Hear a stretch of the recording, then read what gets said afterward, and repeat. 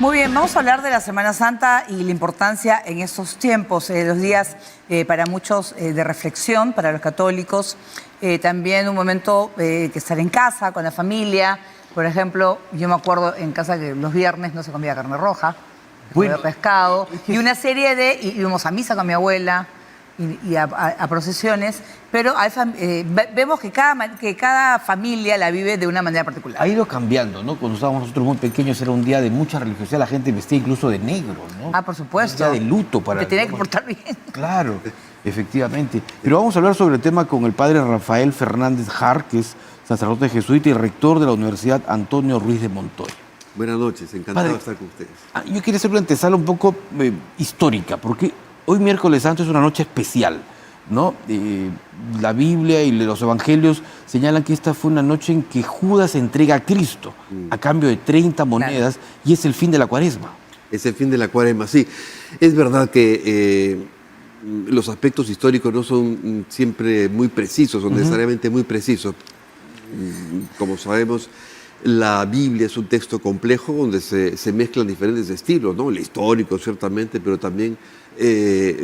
pero no hay que leerlo como un libro histórico, como una crónica necesariamente. Pero efectivamente la tradición celebra hoy, o mejor dicho, más que celebra, rememora el momento de la tradición. De hecho, el evangelio que corresponde al día de hoy es Judas ya declarando ante las autoridades qué me van a dar para... Es decir, les entrego a Jesús, ¿no es cierto? Entonces es lo que se recuerda. La codicia, las 30 monedas. La codicia del dinero viene de hace mucho tiempo. La codicia del dinero, bueno, Jesús en los evangelios sinópticos, que así se llaman, dice, no se puede servir a dos señores, ¿no es cierto? Claro. O a Dios o al dinero. Y además que Jesús sabía que tenía que pasar eso para poder...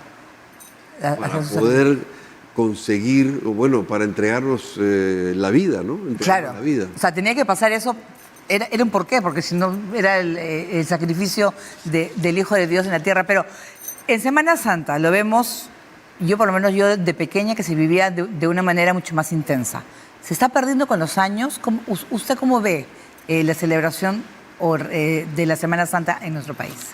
Bueno, es verdad que se diluye un poco. Hay que reconocer que sí, hay una presencia y de hecho en el pueblo peruano, bueno, acabamos de ver las imágenes en Ayacucho, la gente, hay un fervor de todas maneras, pero es verdad que hay que reconocer que en Europa, en América, en Norteamérica, en el mismo Perú, en América Latina, hay cierta secularización, ¿no? Cierta secularización donde se van perdiendo algunos significados. Entonces, como comentábamos jocosamente, algunos dicen de broma Semana Tranca y no Semana Santa, claro, porque se convierte simplemente en un fin de semana largo.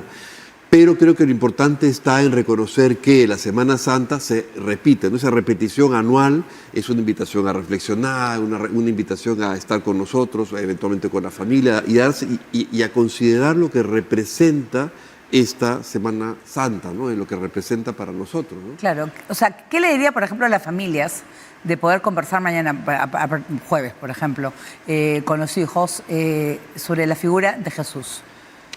Bueno, la figura de Jesús es central. De hecho, si repetimos la Semana Santa en nuestra vida cotidiana, ¿qué cosas repetimos? Nos repetimos las cosas que nos hacen daño, es verdad, ¿no? Lamentablemente, pero también las cosas que han sido fundantes y fundamentales.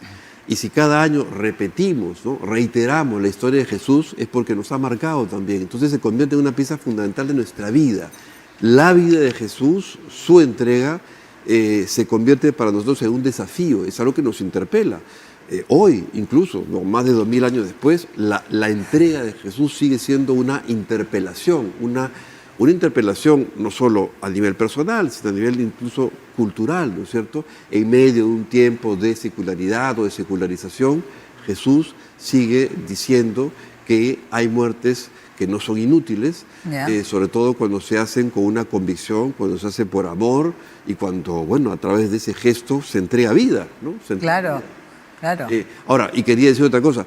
De hecho, una de las cosas que consideraba hace poco es que quizás la entrega de Jesús revela algo que es muy típico de nuestra naturaleza, y es que somos de una naturaleza, esto puede sonar un poco difícil de explicar, pero es sencillo, persecutoria. Nuestra naturaleza es muchas veces persecutoria.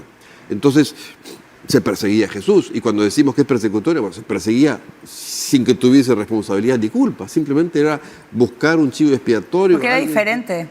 Porque era diferente. Porque era diferente y llevaba un mensaje distinto, Así ¿no? es. Porque era diferente, porque molestaba, porque hacía ruido, porque no seguía las pautas del lavado de manos o porque, Claro. en fin, porque Pero era diferente. 2000 años después seguimos también con esa corriente persecutoria, ¿no? Seguimos con esa cosa, es que permanentemente. Cuando pensamos en personajes como San Pablo, que se convierte después, ¿por qué se convierte? Porque se da cuenta que es persecutorio. Y dice, ¿qué estoy haciendo? Estoy persiguiendo, ¿a quién persigo? Y en el fondo, en la vida cotidiana, política, económica, religiosa, siempre estamos buscando un chivo expiatorio. Es decir, Claro. alguien que sea responsable de todas las desgracias. Pero también sucedió con Jesús que cuando Jesús lo atrapan y va en el juicio, Pedro lo negó. Y entonces eran los que estaban con él al final, ups, Desaparecieron. desaparecieron. Sí. Entonces, no, o sea, yo me imagino que el miedo natural, porque lo que le iba a pasar, no fue terrible lo que sucedió, pero también es quienes estuvieron con él también hasta el final. Claro. ¿No? Ya que hablamos de Pedro, usted es jesuita. Sí. Pedro es el líder de los jesuitas. Y sobre esta piedra edificarás mi iglesia, le dijo Sí, Cristo, era el sí. pescador de hombres, que significa Sí. Pedro.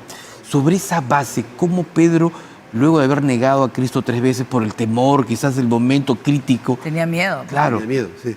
cómo logras luego ser el primer papa en el mundo?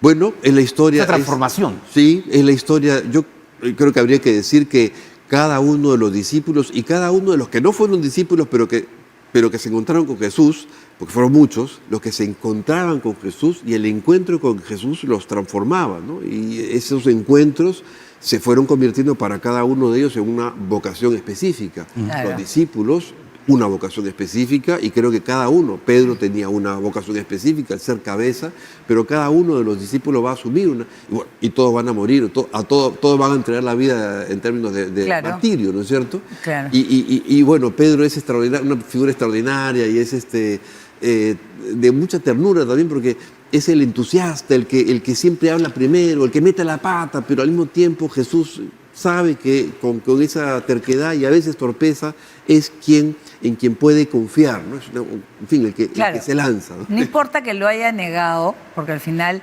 cometió un error, quizás muy humano, pero que lo perdona. Muy humano. Lo perdona. O sea, lo perdona y también hay que recordar que hubo una persecución terrible en la época de los romanos contra Sí, los cristianos sí. y era prácticamente que lo tenían que ocultar. Porque mucha gente se quedó impresionada porque Jesús fue un hombre que veía a todos por igual. Sí. Entonces, para él no había distinción. No había distinción, hombre, mujer, pobre, rico. Claro, entonces era un personaje del cual más democrático que lo que se vivía en esa época. Sí, y a propósito de eso, permítame decir, Paola, que en efecto muchos de los valores que estructuran nuestras sociedades contemporáneas vienen de un cristianismo que fue estableciendo las pautas. Cuando hablamos de libertad o de igualdad, de hecho son principios básicos que están ¿dónde? Están en los evangelios, ¿no? Claro, es verdad. Están en una práctica que vivía cotidianamente Jesús en cada uno de esos encuentros con las personas, hombres, mujeres, pobres, ricos, etcétera, ¿no? Entonces esa capacidad de Jesús es la que también celebramos, un hombre que no solamente en la muerte o resurrección nos salva todo lo que ha hecho, es decir, todo lo que dice, todo lo que hace, todo el estilo de vida que nos propone, ¿no? Ese estilo de vida, estilo de vida, dicho sea de paso, que además se caracteriza por ser, como diríamos, ¿no? Concordante, ¿no? Es decir, hay una consistencia en la vida de Jesús que nos llama la atención. Y la Iglesia, ¿cómo está trabajando en la actualidad, liderada por Monseñor Jorge Bergoglio, el Papa Francisco, en el sentido de poder recuperar justamente a mucha gente que ha optado por otras opciones? Sí, es un tema complejo porque al mismo tiempo la Iglesia, desde el Concilio Vaticano II, ha intentado también sentar las bases de un diálogo entre las religiones, no solo con las religiones cristianas, sino con otras religiones que no son de tradición cristiana. Entonces, sin perder ese principio y sabiendo que muchas veces las religiones podemos estar de acuerdo en muchas cosas, por ejemplo, en la lucha contra la pobreza, la lucha contra el hambre, la búsqueda de la paz, ¿cierto? Son como principio básico de todas las religiones, en principio por lo menos. Creo que el Papa Francisco tiene una visión muy interesante porque hace que la Iglesia dialogue con la cultura. Y eso es complejo. Muchas veces se lo han criticado a este Papa. Y dicen, ¿qué hace el Papa? El otro día leía y veía un video de alguien que decía, bueno, ¿qué hace el Papa hablando del cambio climático? De no sé qué otra cosa. O vas a escuchar los mensajes anteriores del presidente Milei, ¿no? Así es. Bueno, el presidente Milei que decía la justicia social y decía 2 o 3 despropósitos. Pero después terminaron, pues, se reunió con Milei abrazados. Sí, bueno, porque el Papa es un hombre de una, como diríamos, de una amplitud. No tenía por qué molestarse, No claro, tenía o por qué sea, claro, molestarse. claro. Pero lo interesante está entonces en que en este contexto el Papa sí considera importante hacer que la Iglesia dialogue con la cultura contemporánea. Claro. La fe surgió ¿dónde? ¿Acaso surgió de manera abstracta? No. No. Jesús dialogaba con la cultura de manera permanente. Claro.